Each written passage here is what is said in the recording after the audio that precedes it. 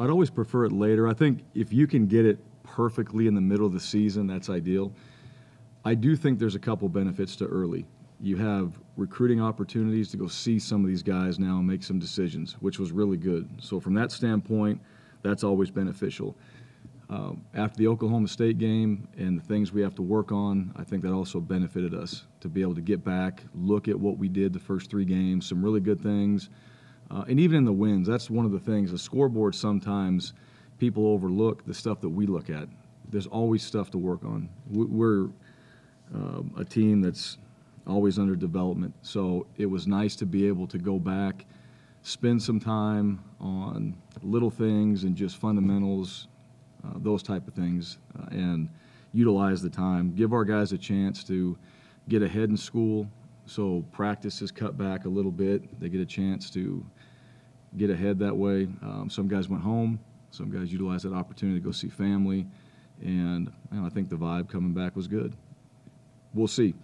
You never know until you go play after a bye week, and everybody kind of looks at it. I mean, it is what it is any longer. You utilize it, you make it work, and then this week is a normal week for us, and we get ready to play. I mean, there's probably several other things you could have named off there too. Not good, not good enough. I mean, not good enough to win. So what I think about it doesn't matter now.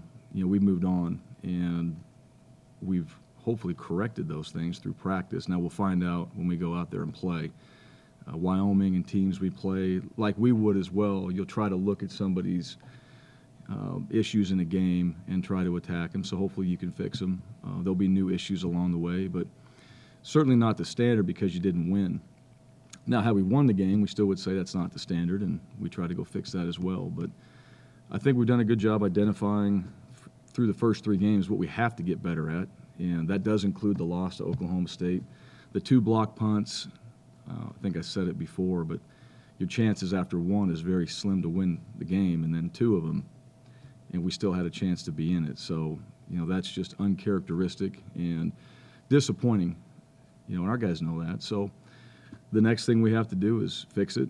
I heard that, and I don't know, and those guys are good at what they do, and I don't know all the broadcasting, what their storyline is. That wasn't the problem. The problem is we didn't execute up front.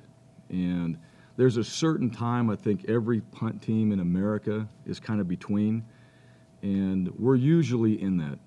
We're not too far off. Not too far off to where it's a major problem and it's something that if it was that much time, I think what I heard, like 2.3 seconds or something like that, I mean, anybody in America would be all over that in practice and would correct that. And we time our guys. We're on it. Coach Riddle does a great job that way. That's one area that we don't ever just overlook. So we're always paying attention to it. Now, if the snap's not good or the ball's bobbled, those type of things, that happens in a game, that will change the timing of it. But that really wasn't the issue.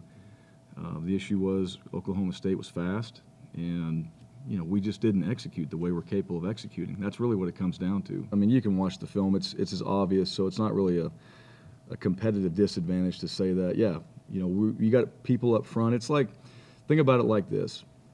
On the O-line, if you run the ball and somebody, like they did, gets in the backfield, you imagine somebody cut somebody loose, right? Because you should have a gap or whatever responsibility. It's not really any different on punt.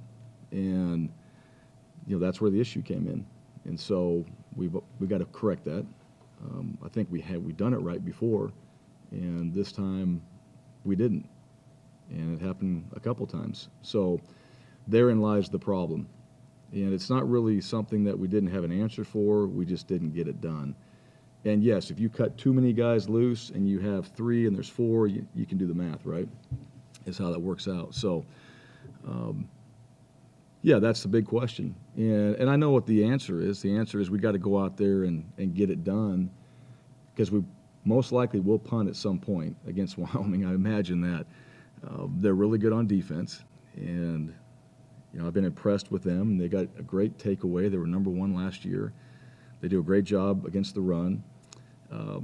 So we're going to have a chance to reprove ourselves in that area, and it should be different, and it should look different. Now, we did it also in the previous 2 games correctly, and it wasn't that we didn't get those same looks. A lot of times teams are going to scheme off what they see on film, we saw those looks earlier in the year. We just did a better job at it. And that goes back to our practice. I really believe it goes back to how we practice it. I do. Because when things don't go well, and I've always felt this as an offensive guy, you should have an answer. And when it doesn't go well, what was the reason? And a lot of times we didn't practice it well enough, or sometimes they're really good at what they do. And Oklahoma State was. They're really good at it. They had really good players that showed up. And I think that's an awesome opportunity for us to flip the script a little bit, to learn from that moving forward. What's done is done. We can't change it. All we can do, we can talk about it now, but we can't change it. We can move on and move forward, and that's our plan, and hopefully being much better than we were. Well, I think the one thing about Durrant is he understands how to work. He understands what it takes. He understands that nothing is given to him. I mean, he's got his two hands, and he goes out there and does what we talked about earlier, the dirty work. There's guys that'll do that. Some guys just do it better. Some guys just get it done better, and some guys just do it better. They work harder. And we got a lot of guys that work hard. Durrant's consistent that way, and I think that's what I love about him, what I think makes him an excellent player, why I think he's in the position he's in, and I got no question he's trying to get better at all those things too, and that will continue on the rest of his life. That's just his DNA, and that's fun to be around. In today, how things have gone, guys are quitting at halftime, guys are quitting teams, and they're not getting reps and things like that. And you got guys like Durrant that just go out there and put in the work. You guys don't see it. Sometimes you do because you see individual, but like that guy on a five-man sled in practice on a Tuesday is hitting it like he's playing, like you'd expect him to play in a game. The same energy, the same enthusiasm and all that. And we're lucky we got guys like him, and we're lucky that guys like him exist in college football, and there needs to be more of guys like him. So he'll be fine. He's going to keep working.